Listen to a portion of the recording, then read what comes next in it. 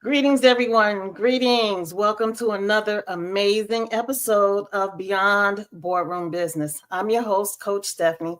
And tonight, definitely bring your friends, family, and your little children around because tonight is going to be a special episode.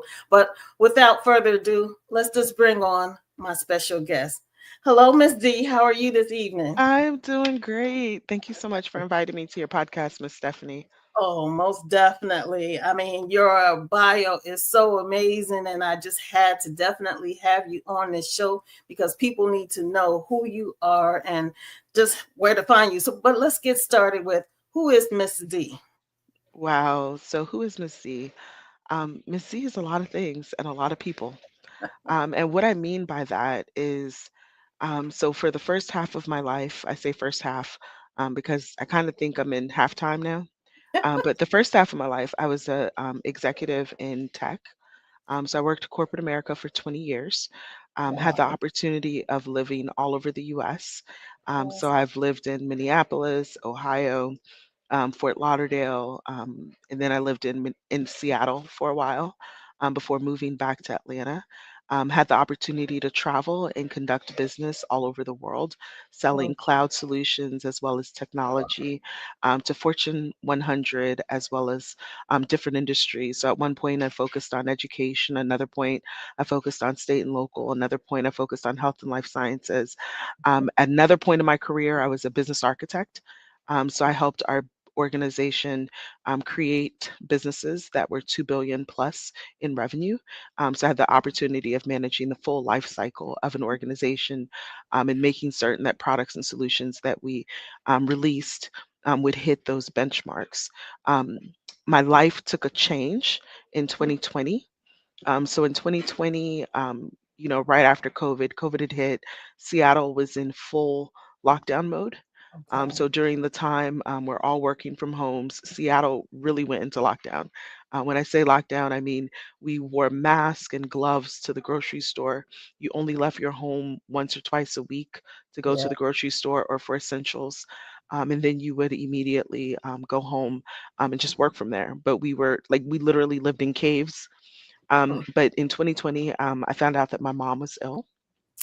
Whoa. So I immediately put my home on the market, ended up buying a home sight unseen in Fayetteville, Georgia, and relocated so that I could be her full time caregiver. So Oh, I caregived for mom for 2.5 years. And then after mom passed, mm, mom transitioned in 2022. okay. So when mom transitioned in 2022, I kind of completely lost it. So I spent a lot of time working with coaches and working with great advocates. But in the midst of that, I did a ton of travel. And during my travels,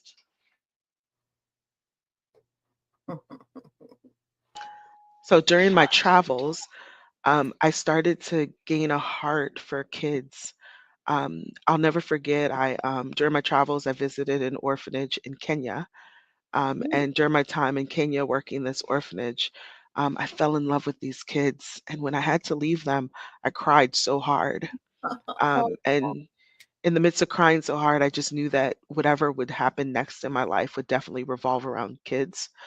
So came back to Fayetteville, and in the mind of Oprah, I asked myself if I could gift my city anything, what would it be? I wanted a spa, but it was too expensive to start a spa. And Mm, the second thing was to start a learning center. So I opened a mathnasium, which is math only learning franchise here.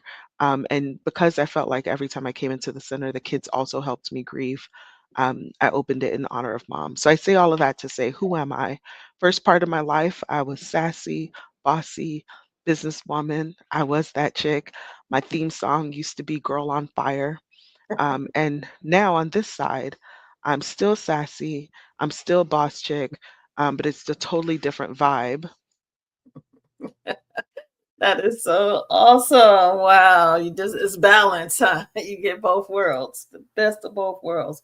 Wow. So growing up, did you have mentors? How what inspired you to just want to take in so much knowledge? Oh man, I had the best of the best mentors. Um, Oh, I had so like I'm I always wake up and I'm just so grateful for the people that are in my circle because I've had so many people just pour deeply into me. I mean, starting with elementary to middle to high school, two of the greatest mentors I had in high school. One was my cheerleading coach. She pushed me beyond limits, but she always said that she pushed me because she knew that I could do it, and she knew that if she didn't push me, I would be more stagnant. But then my other great mentor was our assistant principal in high school. She Mm, poured so much into me.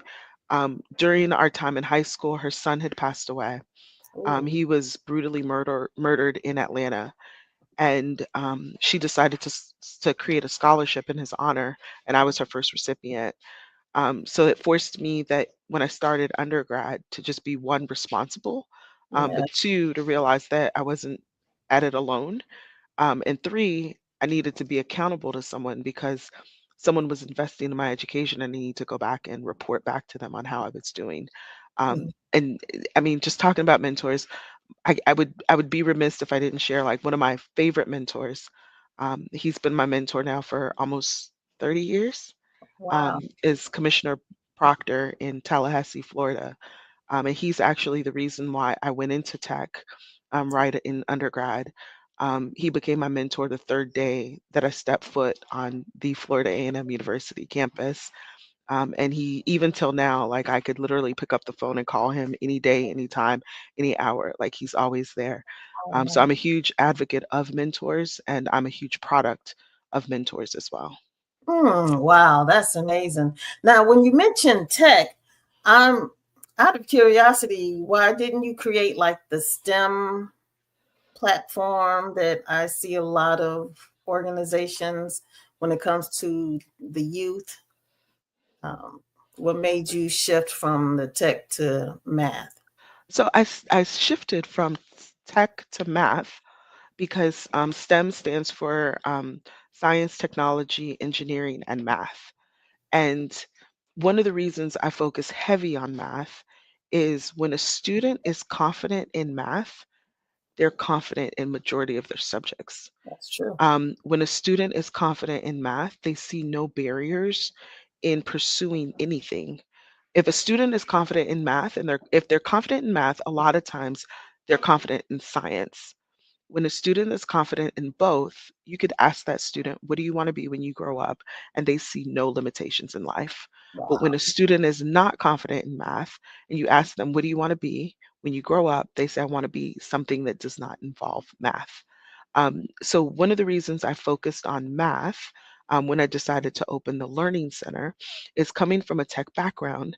I realized that one of the ways that I could influence the pipeline the best is by starting at the youngest. Yes. So, the benefit here is I get to work with students that are grades K through 12. So, we Oh, start with students that are itty bitties that are literally starting out, and we literally help build their math confidence from grade zero all the way through the 12th grade. wow. And like it warms my heart because I know that we're putting out proteges or putting out students Yeah, that are yeah. not afraid to do the math. Literally. So, why do a lot of students um, fear math? So students fear math for a few, I mean, it could be a series of reasons. Okay. What I've found here at Mathnasium and working with, the good news is my center's been open since January of 2024. Okay. So in almost 2 years, I've had the opportunity of assessing over 600 students. So I've had the opportunity of meeting 600 plus students, working with 600 plus students to kind of just really understand like where did the breakdown happen? Like what happened?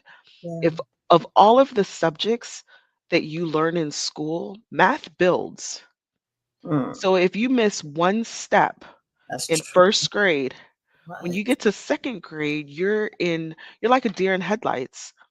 You miss Yes. and then the hard part is the hardest grade level, I think, for math is 3rd grade. And the Mm, reason I think 3rd grade is the hardest or the more difficult is because in 3rd grade, You're working on multiple digit addition, Okay. subtraction with consecutive borrowing, multiplication is introduced, division is introduced, and Mm, fractions are introduced. If you missed any math steps before then, and you're now in the third grade, you're already behind. If you miss any of the math in third grade, going into the fourth grade, you are already behind. yes, So the biggest challenge with math is because math is a subject that builds. If you miss one step, if a student literally, if a student just forgets on how to borrow from the tens place, or they don't know place value, or they right. can't read numbers, or they don't know shapes, or they don't know how to tell time, or they don't know money, that's Yes. all curriculum and content that is Yes. taught in grades 1 and 2.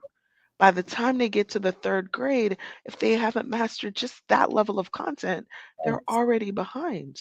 Yes. Mm. And so are the teachers not able to see that and pull them to the side and give them the extra or able to analyze it and break Oh, it up? See? that's a tough topic. It's a tough topic, and it's a hard one. And the reason why I say it's tough and it's hard is because one, it depends on the school district, it depends on the school, True. because our teachers are strapped. They're strapped Oh, for resources. Our wow. teachers are not always the best paid, and our Right. teachers have a lot of kids in their classroom. It's true.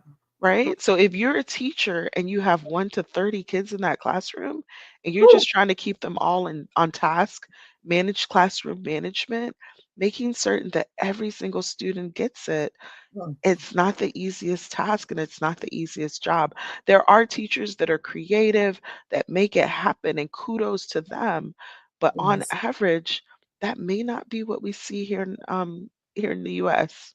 Yes. Wow. You said a mouthful, and then on top of that, add the sugar that they might be, feeding off of, just putting all that energy into moving all around the classroom and not being able to focus because of the food that they eat. It's just all kind of things that are affecting our There's young. so many factors. Yes. So And many so factors. so you mentioned third grade is when all of the math is really incorporated to get them started. But are you familiar with the school to prison pipeline? They said they go according to the third grade. 3rd Whoever's grade yes, 3rd grade is huge, yes, yes, because 3rd grade, again, most standardized testing for our students yes. doesn't third standardized testing doesn't start until 3rd grade. Interesting. But 3rd grade is also that grade level where, a student is taught to be a little more independent, and the Okay. student is also given so much more coursework. Mm, So imagine to have more coursework, more yeah. independence. Your teacher may not be as hands-on. You have all of this curriculum that you're learning. And remember, math is just one topic of maybe 5 or 6 or 7 topics that the student is having to master and having to understand. And then, as soon as you come back from spring break, you now get assessed on all of it. And Ooh. these assessments are now state mandated, and this Mm, is how pipelines are built. yeah. So it's a it's tough. So, are the parents more involved, or are they just more involved in your school because they want to enhance their children's education, or is it because they were uh, the teacher said that they needed extra help, or is it a combination? It's a combination, but I don't think there's any parent out there that doesn't want their child to do well. That's so true. So any parent that's out there, I and in my heart of hearts, I truly believe it. Every parent wants their child to succeed, and every parent wants their child to do better than them. And I thank God for my parents because my parents Mhm. invested heavy in me because that's what they wanted. And I can only believe that for all of our parents. Yes. The hard part is With mathnasium, there is a fee associated. Okay. And because there is a fee, you fall into the dynamics of can the parent afford it or can they not afford it? Right. So that's one of the challenges. But the benefits also is you have a lot of teachers, a lot of schools that are willing to provide tutoring and provide assistance. That's great. And I know that parents are willing to do whatever they need to do for their children. So I, That's good. I can't blame it entirely on parents. Okay. But I don't know if I knew who to point the finger at, I would. But Right. I do know that parents, in my heart of hearts, I truly believe that parents will do whatever they need to do for their kid.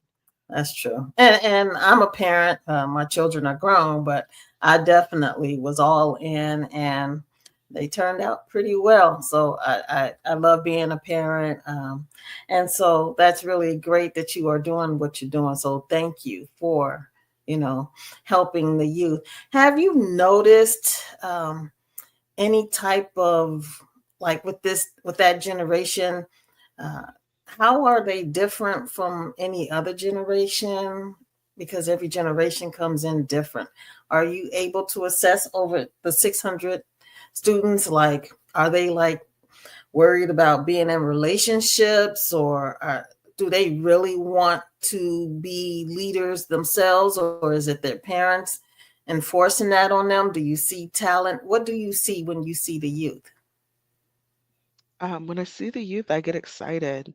Good. I see students that really just want to.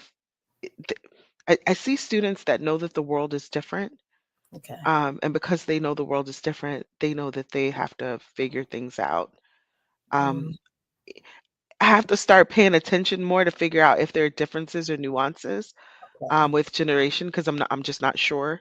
Okay. But I know that when I see our students, I get excited because I'm just like, wow, this is the future. Right. But I know our kids are eager, and I know our kids want it. Um, what that means and what that looks like, I don't know. But Mhm. I know that when you're willing to pour into them, and they know that it's coming from a loving place, they're Yes, willing to meet you at that challenge. I agree. I agree. That's great. That's great. Now, when I think of other all ethnicities, and in general, it's been stated that the Asian children are more advanced. Um, do you know why that might be the case, especially when it comes to math and students? I wouldn't say that I wouldn't say that Asian students are more advanced. Okay. I can only speak to the Asian students that come into my center. Okay. Okay. Um, they will come here every day if they have to. Oh, wow. They will make the time. If school is out, I know that they'll be here. If they have a question on their homework, I know that they're going to ask it. Mm, When summer school is in and other people are sleeping and still in bed, they are here and they are working. mm, When summer, like if there's any break, they are here, they're working. wow. They literally, like, their parents don't give them a lot of like just hangout time. Okay. They're heavily focused on their academics. Okay. So that I can only speak again for the Asian students that are at my center, but the Asian Yes. students that are at my center, they are literally here every chance that they can get. Mhm. If we open the door 30 times and they can be here 30 times, they will be here all 30 times, no questions asked. Wow. I Wow. don't have to look for them. I don't have to call them. Where you at? What you doing? Why you didn't show up or whatever. They are here. So I don't think it's perform better. I think sometimes what it is it's a level of dedication and a Right. level of focus and a level of consistency. And with anything in life, if you're consistent at it, you can Yes. only get better and better. Yes. So my Asian students are consistent. And because they're consistent, you can see that progress and you can see how they're making the progress Right. because they remain consistent. That's a great answer. You made me think about when Kobe Bryant said he did so many shots a day, and that's what made him the person he was. Didn't mean that he was better than anyone else outside of just being consistent with his practice. So that's great to know. Now, should parents um, teach their children outside of school all the time, no matter what? What? How can children help their advancement? Absolutely. As a parent, you're your child's first teacher, That's true. right? As a parent, you are your child's first teacher, and as a parent, um, it's hard because I grew up. My family's from Haiti, so I grew up Haitian culture, Okay. and my parents were hands on. Mm, Um, and one of the things I love most about my mom is if she came home and your homework wasn't done, there was a question like, why isn't your homework completed? And if it was, I don't understand, yes. she would do her best. And if she couldn't do her best, she would call a neighbor, call whomever. Someone was going to help you figure out this homework, right? But I'll Nice. never forget, we'd gotten to a point where we were in middle high school, Okay. and at times there was math or there was homework that we didn't understand. And mom went to church, and mom was just like, I need somebody to help my kids with this homework. Who at church, who can help? And she found math tutors and people that would come to the house from the church. Beautiful. But I tell you that to tell you, we can't put all of the responsibility in making certain that our student learns everything on that teacher. I mean, we talked earlier about a teacher and some of the challenges that they may have in the classroom with one to many students, being accountable for 30 plus kids, etc. They're understaffed, under resourced, underpaid. Yes. So as parents, it's also important that we lean in to make certain that our students are set up well. And what I mean by that is we kind of have to lean in. Like if we know that Johnny's not doing addition well, like what are the resources or how can I help Johnny do addition better? I tell parents, when parents come into my center, I try to be honest and open with them. Okay. And one of the dialogues that I have with a lot of parents is car time is no longer car time. Car time is not your radio time. Car time is flashcard time. If Nice. you're in that car with that kid for more than 20 minutes, you have a captive audience. And because you have a captive audience, what are the flashcards? If that child doesn't know their one, two, threes, we need to be doing number flashcards. If that child doesn't know their addition and subtraction, we need to be doing addition and subtraction flashcards. If that child doesn't know multiplication and division, we should be doing multiplication and division flashcards. But as children are growing up and as parents, it's also important that we monitor where they're catching up or areas where they may need assistance. And we have to also be okay with stepping in to provide that assistance. As parent, we can't put the onus on a system or the onus on one person. It's all of our Right. responsibilities. Yes. It's a village. It takes a village. Definitely. Wow. Is there anything that parents should know that maybe we didn't discuss yet? Yes, a few things. Okay. So, a lot of students that come into our center, I'm finding don't know money. Wow. And I tell parents, I say, wait, little Johnny doesn't know money. And Yeah. I had a parent tell me, but money's not universal anymore. Like, Mm, they're like, coins are going away. And I said, I get that. I totally get what you're saying. And we're definitely on the same page. I do agree that coins are going away and little Johnny doesn't need to, little Johnny you may not think little Johnny needs to learn coins. yeah. But let me tell you why little Johnny does. The reason why little Johnny needs to learn coins is because when little Johnny goes to work on word problems, they're asking little Johnny It's true. if you can buy three candies for you can buy three candies for 30 cents, how many candies can you buy for 60 cents?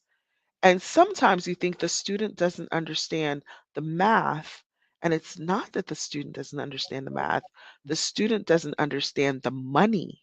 And because they don't understand the money or they don't understand the concepts within the word problem, that is the reason why they don't understand the word problem.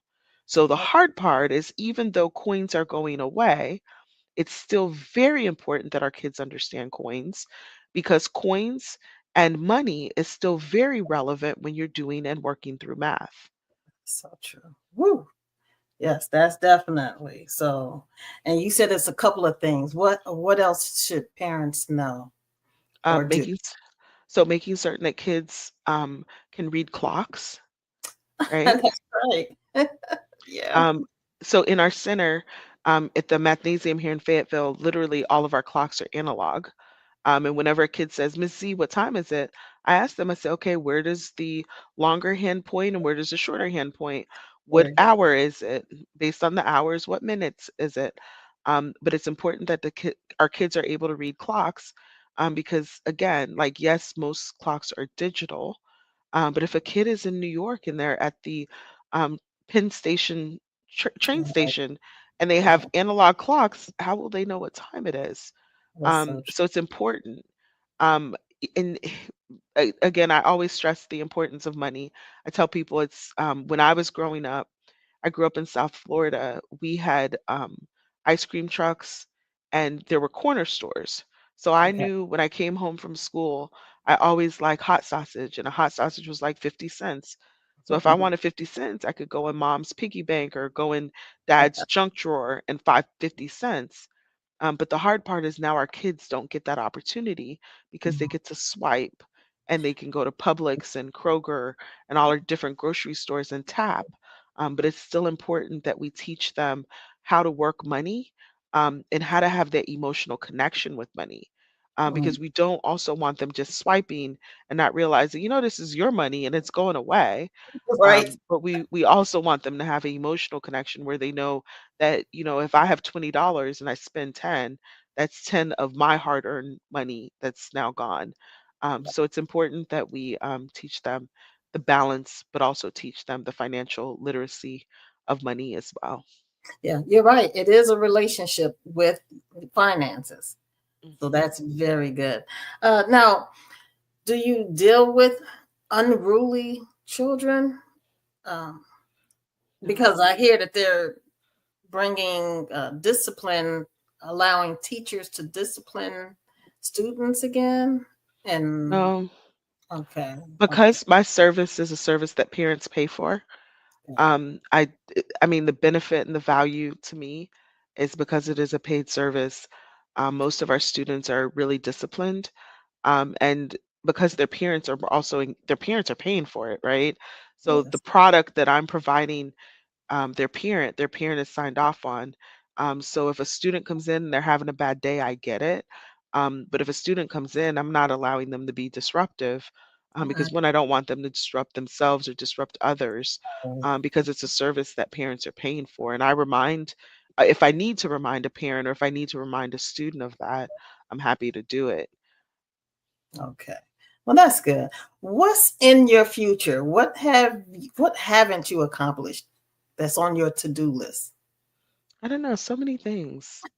So many things. I just continue to trust God and figure Yes. out what's next in store for me. But there's so many things. I know right now what's in my wheelhouse is just making certain that our kids understand, master, and enjoy math. My center is currently in Fayetteville, so I definitely want to at some point continue to expand and work with more Right. underserved communities and underserved areas that really need the service because I think it really I mean I feel like our community is always at the back seat of some of the services that are really needed, and I think this is a service that's definitely needed.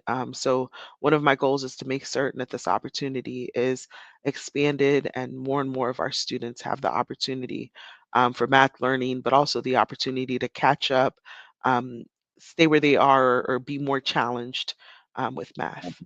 Wow.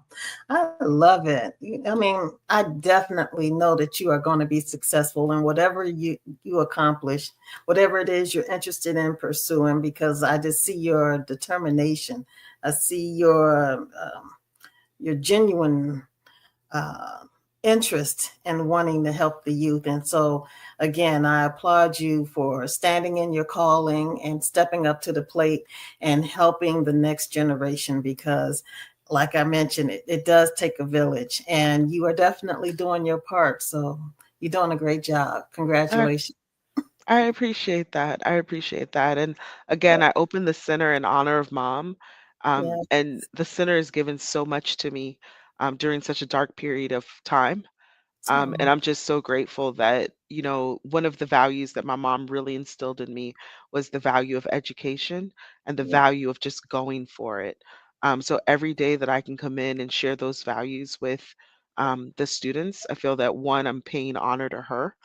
Oh. And two, like I'm just like helping them like understand some of the principles that helped me to do well in school, but also just navigate this world.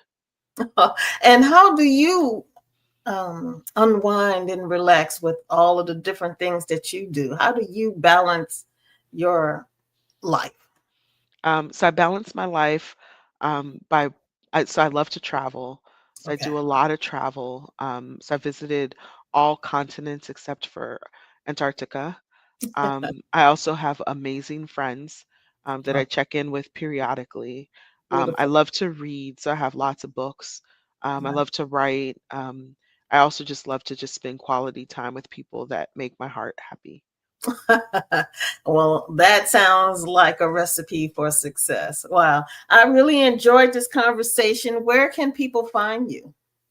So anyone that needs to find me can find me at www.mathnasium.com/Fayetteville.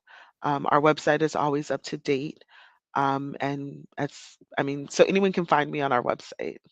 And mathnasium is kind of like a combination of math and gymnasium. Is that where that name, that term comes from? Yep. So mathnasium. So whenever students come in for the first time, I tell them that similar to a gym, students come here to work on math, to really perfect that craft.